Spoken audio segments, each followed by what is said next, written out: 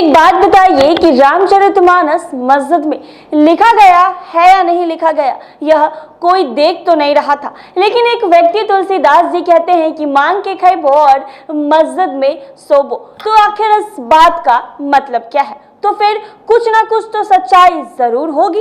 रामचरितमानस में कुछ आपत्तिजनक बातें हैं, इसको हटा देना चाहिए। ये बातें और कोई नहीं, बिहार के शिक्षा मंत्री प्रोफेसर चंद्रशेखर ने कही है।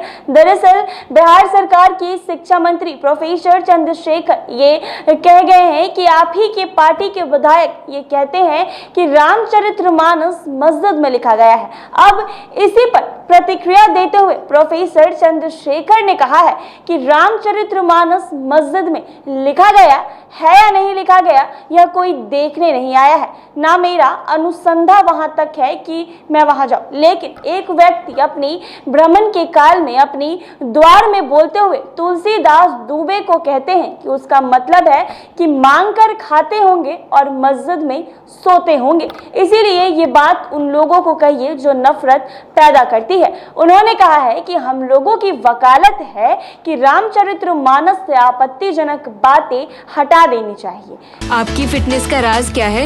एशवेल रस, ये एक ही बोतल में है। Stress, weakness, acidity, obesity, hair fall, skin की हर परेशानियों का एक ही हल। एशवेल लाइफ, डायबिटीज फ्री लाइफ।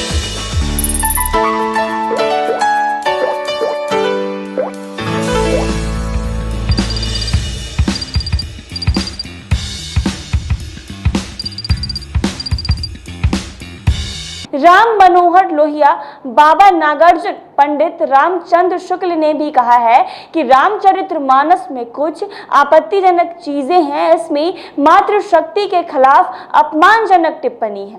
बड़ी आबादी जिनके मुनवाद से शूद्र कहा है कि उसके खिलाफ अपमानजनक बातें हैं। उस टिप्पणी को रामचरितमानस से हटा देना चाहिए। हम यही बात तो लगातार कह रहे हैं। इधर शिक्षा मंत्री के इस बयान पर जदयू के प्रवक्ता अभिषेक झा ने कहा है कि धर्म आस्था का विषय कोई भी व्यक्ति किसी भी धर्म में आस्था रख सकता है, यह हर किसी का निजी मामला है। लेकिन ताज्जुब की बात यह है कि संवैधानिक पद पर बैठे लोग भी अपनी सहूलियत के हिसाब से कुछ भी अनगढ़ बयान दे देते हैं। ऐसे बयानों से उनको निश्चित रूप से बचना चाहिए। इससे जनता में गलत संदेश जाता है।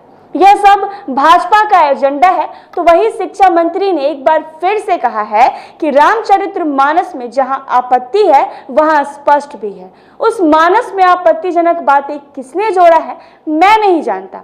मोहन भागवत जी भी कहते हैं कि स्वार्थी लोगों ने कुछ जोड़ दिया होगा, उसमें उसकी समीक्षा होनी चाहिए। तो मोहन भागवत जी से सवाल करना चाहिए कि भाई आप तो हिंदूवाद में सबसे बड़े संगठन के प्रवक्ता हैं, तो आप यह महसूस करते हैं कि जो इस तरह के धर्म ग्रंथ हैं उसमें कुछ आपत्तिजनक अंश हैं, उसी आपत्तिजनक अंश को हटाकर ना मानस और ना धर्म ग्रंथों सामने लाया जाए। इधर शिक्षा मंत्री के इस बयान पर जदयू के प्रवक्ता अभिषेक झा ने कह दिया है कि धर्म आस्था का कोई विषय कोई भी व्यक्ति किसी भी धर्म में आस्था रख सकता है, यह हर किसी का एक पर्सनल निजी मामला है। लेकिन ताज्जुब की बात यह है कि संवैधानिक पद पर बैठे लोग भी अपनी सहूलियत के हिसाब से कुछ भी बेकार सा बयान दे देते हैं। ऐसे बयानों से उनकी निश्चित रूप से बचना चाहिए। इससे जनता में गलत संदेश जाता है। यह सब भाजपा का एक एजेंडा है। तो वहीं आपको बता दें कि एक मंत्री ने, राजद के एक मंत्री ने रामचरितमानस को लेकर बयान दिया है। तो वहीं शिक्षा मंत्री लगातार रामचरितमानस को लेकर बयान देते आ रहे हैं। उन्होंने एक बार फिर से रामचरितमानस में कुछ आपत्तिजनक बातें निकाल दी है। ऐसे ही तमाम अपडेट्स के लिए बने रहें NBC 24 पर।